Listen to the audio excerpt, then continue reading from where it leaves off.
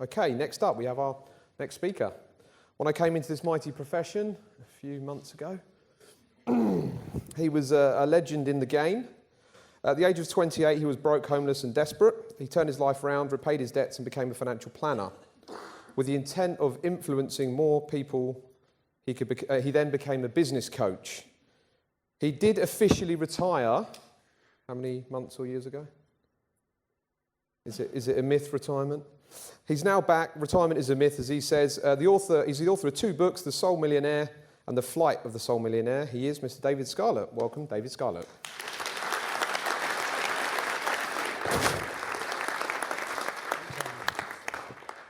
I feel a bit overdressed. So let me first of all endorse much of what Michelle has just said to me. Brings to mind 2 scenes in my office where I spend most of my time coaching if I'm not doing this or writing. One scene was, and this gets played out too often in my office, or at the Ashdown Park Hotel, where I love to meet with clients. And the scene is where a man, a powerful, successful leader of a financial planning firm, is Michelle crying. And there's a frequent story behind those tears, and it comes up too often. It's like a pattern, particularly with us men. What I often find is when I ask, why are you pushing yourself so hard, so ruthlessly? You never get to see your children, and you're telling me you never get to see them, and that's why we're meeting, to change that structure of your life and your business. When we dig right down, here's the sadness that I hit. I'm trying to prove myself to somebody. When I dig down to who is it you're trying to prove yourself to, it's dad. And what they're doing is they're trying to prove themselves to a dad who was so brilliant at his professional or industry, he was never at home. And they're still, at the age of 35, 40, 45 and 50, trying to prove themselves to dad, and dad's dead. And that's the impact that you and I have, and I'm guilty of this with my eldest child, of just never being at home because we want to be successful. And to me, that's utter failure. So thank you, Michelle, for bringing that to our consciousness. The other agreement I have with Michelle is where if you just look after yourself primarily. So I have a client, Mark, lovely guy down in Sussex, and when I first met him, he was stressed out of his brain. He was literally shaking, and this was in a public place, and he was crying in front of me. And I got him to calm down. The first thing we did was got him to date his wife every Friday. Every Friday, I said, if you want to work with me, you date your wife. Because there was tension at home. Really bad tension. 3 children. Who has teenagers that have actually gone through the teenage years and grown up into reasonable adults? Yeah. Okay, we'll talk about that later. We had 3 of them, and they were tearing the home apart, and so things weren't good. And he dated his wife and fell in love with her again. And you know what happened? This man, when he came into work over the next 6 months, changed all the relationships at work with his co-directors. Constant contention and stress just became eased off. Sacked 3 of his most obnoxious clients, and then for some reason multi-millionaire clients walked in to fill their space. When I asked him what do you think the problem was about a year later, he said, the problem was me. The problem was me. I had all my priorities wrong. I was prioritising the business over my personal welfare and happiness, and what I took into work wasn't that pleasant. So thank you, Michelle, for bringing that to my memory. It's a serious lesson. I'm lucky I have 5 teenagers that have grown up to adulthood, 5. See this grey hair? See these lines? 5 teenagers, tore us apart. But now they're beautiful, stunning, talented, skilled, effective, successful adults. But I learnt a few tough lessons on the way. My mantra in my home is I date my wife on a Friday night. I don't care if it's I'm stroking her feet, making a hot chocolate and putting on a favourite film, or we're going out to the theatre. which we love. It's Friday nights, nobody's allowed to call the Scarlett home. I'm dating my wife. So get lost. And certainly no business emails are ever going to be read until Monday morning. So to me, that really saved my marriage. And I learned hard lessons between the eldest child and the youngest child about how to be there. So, nothing to do with my presentation. I hate you. You're making me go off beam. No, I love you, really. So what am I going to talk about? I can't remember, but there's something to do with that. So I was asked to talk about this. Stop following, start leading. Stop following the models that history in this industry desperately trying to raise itself to profession. We're still struggling with that. We're getting there. Stop following the leadership models that have been handed down to you. I was at the cinema in East Grinstead, West Sussex, with Wendy, my wife, and that was one of our date nights. And she pointed to this funny placard, this poster on the wall, with these yellow and blue cartoon creatures. And of course, I'm useless, I'm Jurassic, I'm never up to date with what's going on. They were minions, you know? Yeah, you get it? You get it, I didn't. And she said, they are minions. Are you listening to me? They're called minions. You should know about this thing. Your children will ask you. I said, oh, that's great. And then a couple of weeks later, she only got the film Despicable Me, was playing us, and I sat on the set, this is rubbish. I need to leave. Excuse me a minute. I need to go and make some whatever. And I got up, and 10 minutes later, I was still standing in the middle of the front room watching this Despicable Me, because it's clearly not made for children, is it? It's made for adults. Okay? And the reason why I was mesmerised, I'm actually on theme now, I'm right on theme. Sorry, Carrie. Sorry, Andy. Is because Despicable Me is a classic business model of how most small businesses and even some corporations work in terms of leadership style. What Jim Collins, in his great seminal work, Good to Great, have you read that, Good to Great? And have you read what's Built to Last? So, 7 years research in each book. What he called Despicable Me was genius with 1,000 helpers. So I know when we start the business, it's just us and a paraplan and a cat and a dog. I get that. But as we take on new team members, what I find 80 to 90% of the time is the leadership model, the style that you and I put on our team doesn't change. We are still the genius.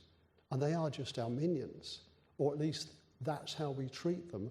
Unconsciously, we love them, but what Jim Collins says is all the best relationships come through the genius, all the main revenue streams come through the genius, all the visionary ideas come through the genius, the mission statements come through the genius, the values statements come through the genius, everything flows through the genius.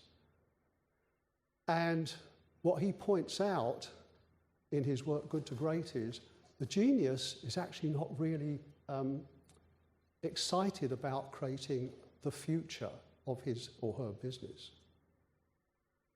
What the genius wants is not future leaders. The genius just wants more followers. And that is a classic small business style that paralyzes this professional sector. Because I meet hundreds of you privately, and that's what's going on. And you know it and I know it, but we think, well, what's the alternative to that?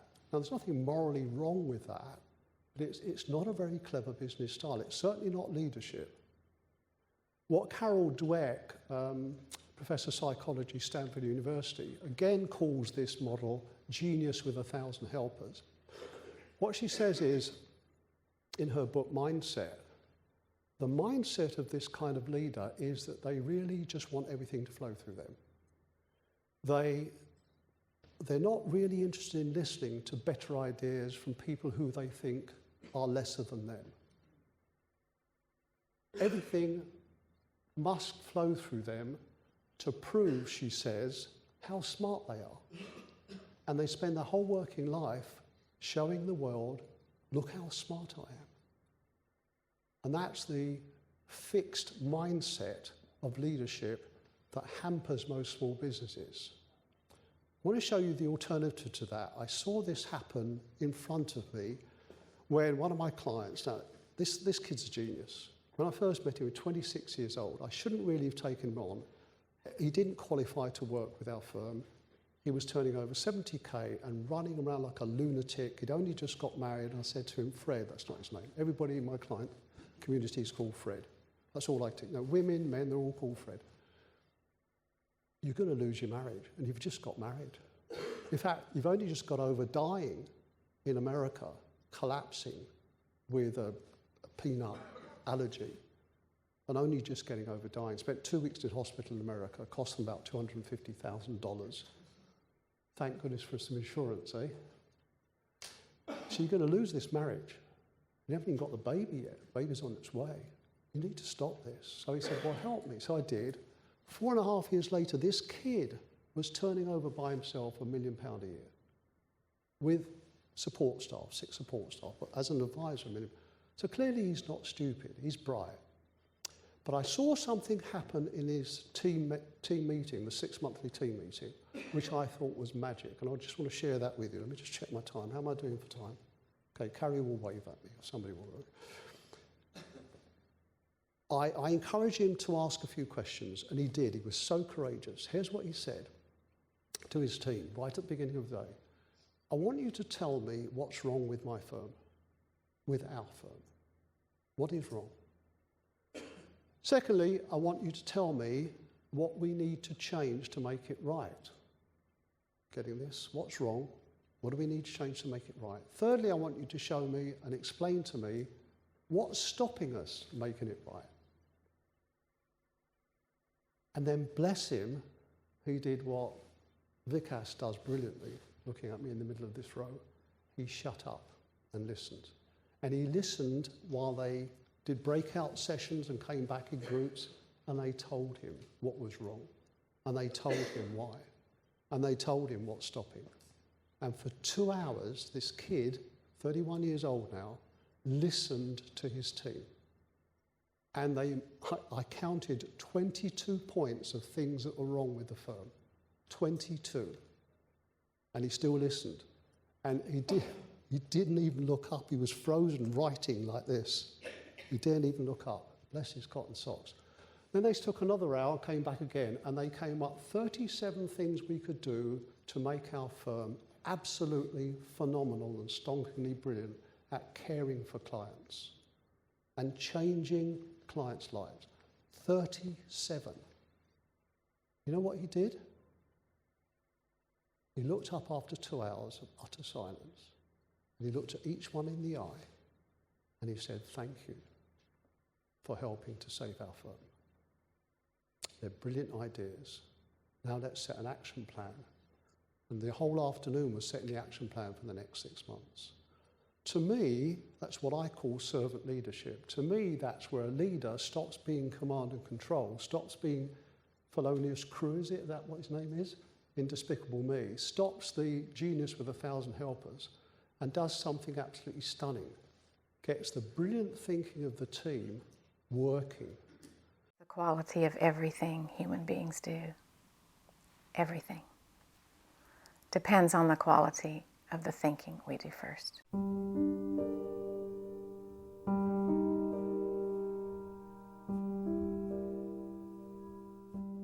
I think I grew up with the tantalizing possibility that the world could be different. As my mother said, there's no greater crime than the waste of a single human mind.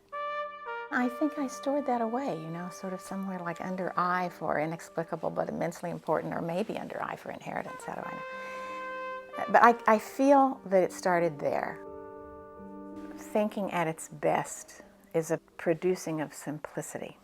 And I think this kind of simplicity, when we're really thinking for ourselves, is a kind of beauty.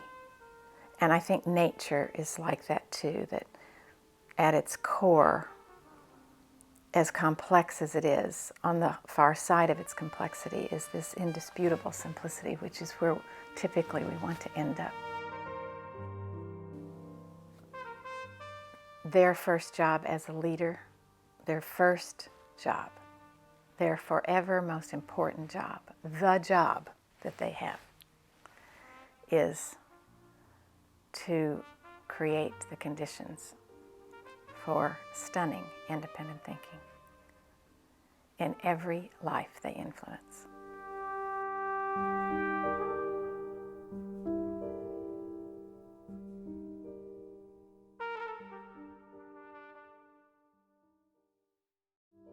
So here's a question. If you're the leader in your firm, doesn't matter what the style is, whether it's self-employed, AR, whatever it might be, major corporation,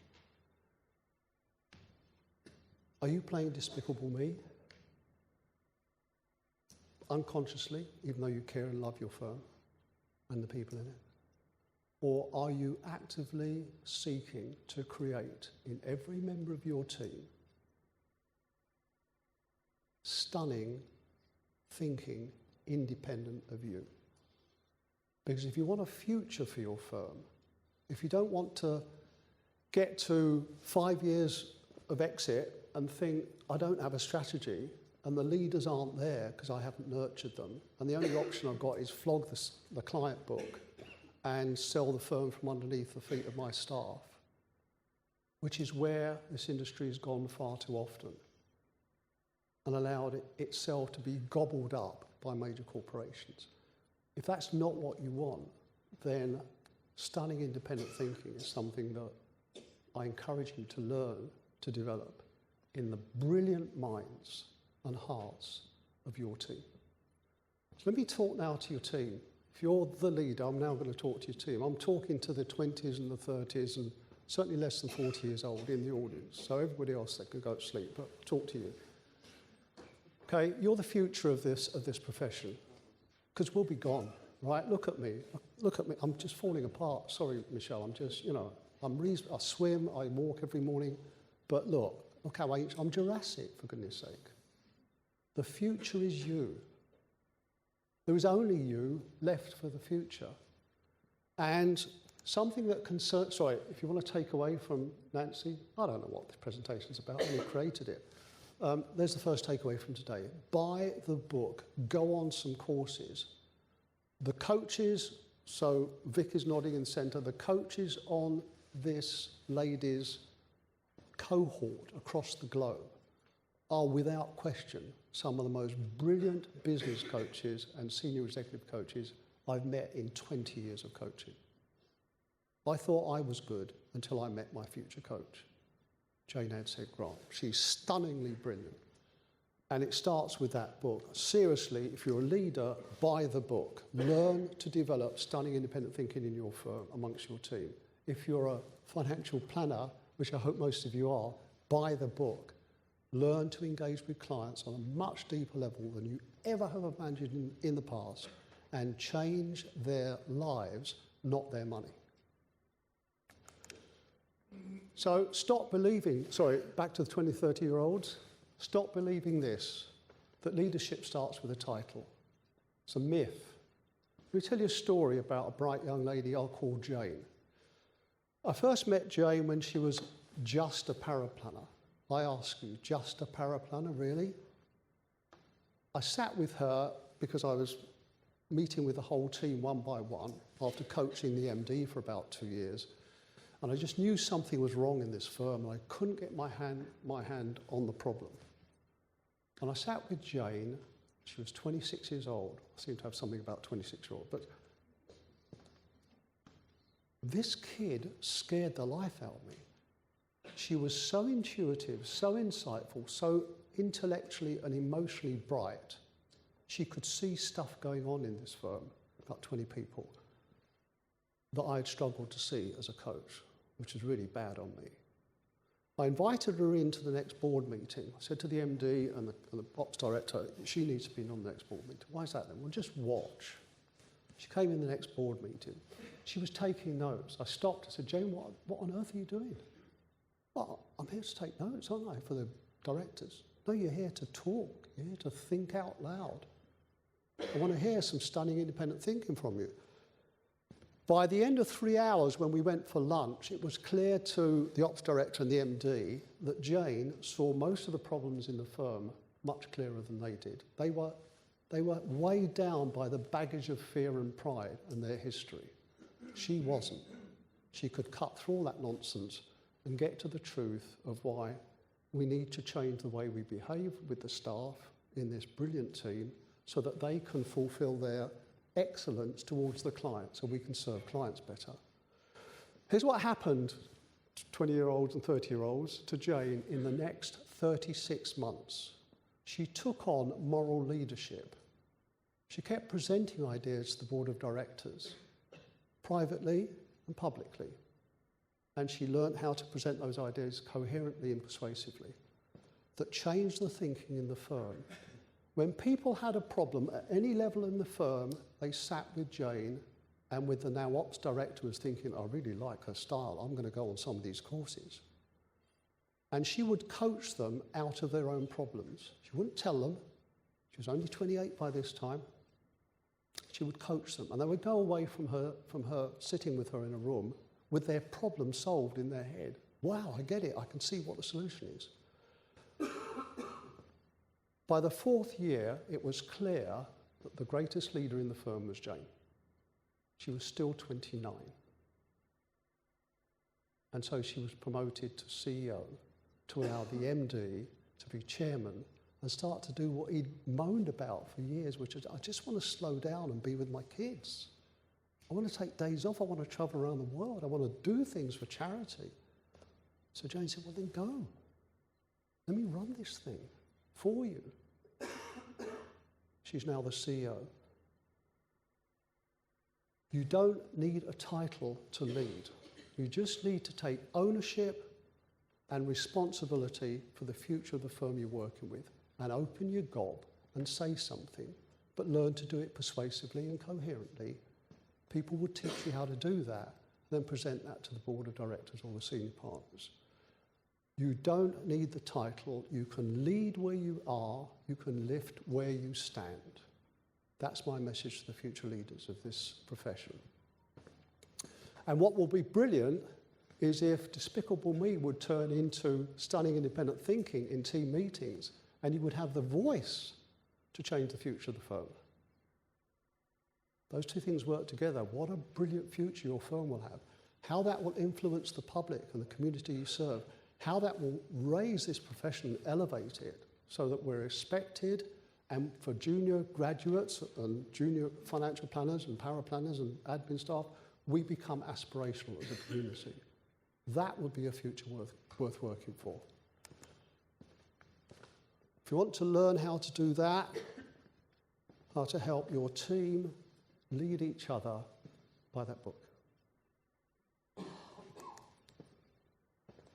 Finally, stop following, start leading. Stop following the normal intent of this industry and profession. What do I mean by that? I sat in a meeting the other day and one young man said, I think this firm, big corporation, has the wow factor. Well, it wasn't as good as Michelle, that's for sure. But I think they're a brilliant firm. My response to that was, yeah, they make a shed load of money and they're brilliant business people. My question and my argument is not about their commercial success. My question is about their intent. And if you look at their intent is not complex, but it's not pretty either. It's, let's flog as much as we can to grab as many assets as we can and just focus on the portfolio, and somewhere in between those cracks we might look after the client. I was talking to one CEO and asked them, what's the intent and purpose of your firm? His response was to satisfy the shareholders, to make sure we gather as many assets as we can. That's the purpose. That's the intent. I find that intent ugly. I find that intent is not aspirational or does not elevate our industry to a profession.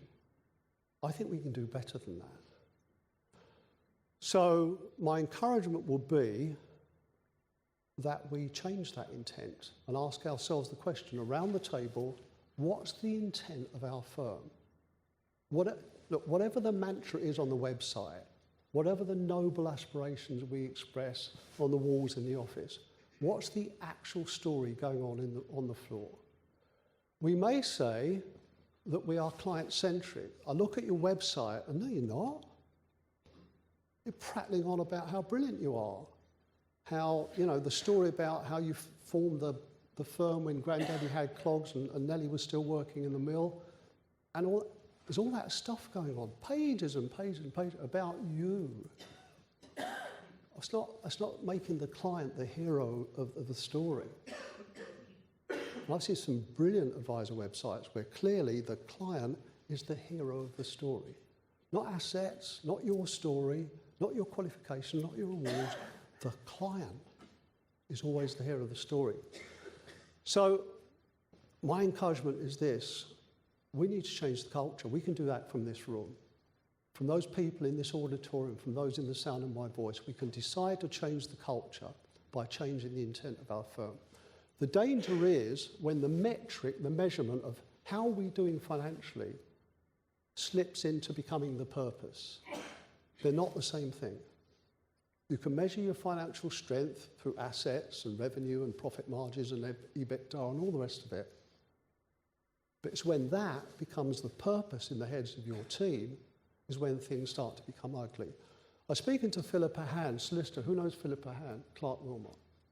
Yeah, seriously bright solicitor. You do not want to sit on the wrong side of the table to Philippa Hand. You don't. You really don't. She's a beautiful, compassionate human being. I've seen her in tears talking about some of the charity work she's been involved in, but she cares for what's right and what's good, and she'll go for your jugular if she senses you're stepping over the line to what's selfish. And she was talking about, so she's now managing director of a division of 120 people in Clark Wilmot. She's a seriously bright lady, and she's lovely to be with, but as long as you're on the right side of the table to her. She was talking about the 32 advisor firms that her firm is suing. Wow. Not because they pursued that, but because clients came banging on the Clark Wilmot's door. And she said, they're not bad people in these firms. They didn't wake up one morning and say, let's mess up somebody's life. Just the culture on the floor of the firm and amongst all the team was a different story to what the mantra was on the website. One was beautiful, one wasn't beautiful at all. And so we need to watch that. Is your metric becoming your purpose and your intent? Not great. So I encourage servant leadership, not command and control. I encourage stunning independent thinking in your meetings with your team. I encourage, okay, here's what I believe. I believe the people in this room are at the vanguard of changing this profession in this way. I think you have the power to change people's lives. Not their money, their lives. I think you have the capacity to learn the professional skills, coaching, servant leadership, all those things I've just touched upon today, as opposed to just financial planning, which is part of the skill set. I think you have the capacity to do all of that. The question is not, do you have the capacity? The question is, do you want to change people's lives? Because I think you have the power. I think the role needs to change, so it does have the power. When you do that, people will think you're crazy. And incidentally, we mentioned coaching, and people say to me, oh, it's a bit American, isn't it? Well, then don't go for American coaching styles. Go for English coaching models and European coaching models. They're all out there. There's hundreds of them. Simone will tell you about them. So forget the American styles if American doesn't work for you. Go for the English stuff, and it's brilliant. Time to Think will show you that. They'll call you crazy when you change from command and control, despicable me, to servant leadership. They'll call you crazy when you mix professional coaching skills with your financial planning. So I just saw this little video. I think it's a lot of fun about crazy. If we show emotion, we're called dramatic. If we want to play against men, we're nuts.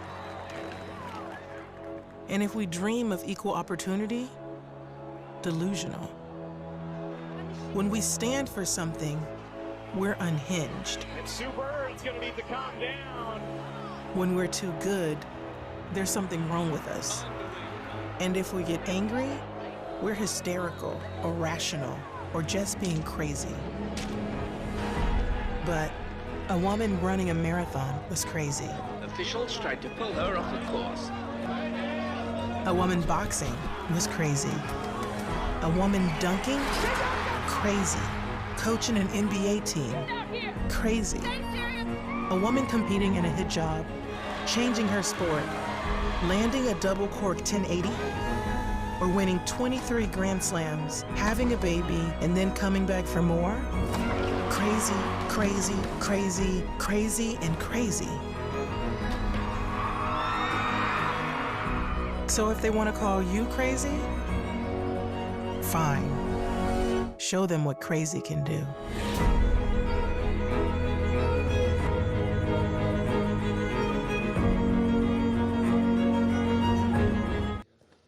I think we can change this profession, and I think we can change lives inside and outside our firms. The question is, do we want to? Thank you for your time.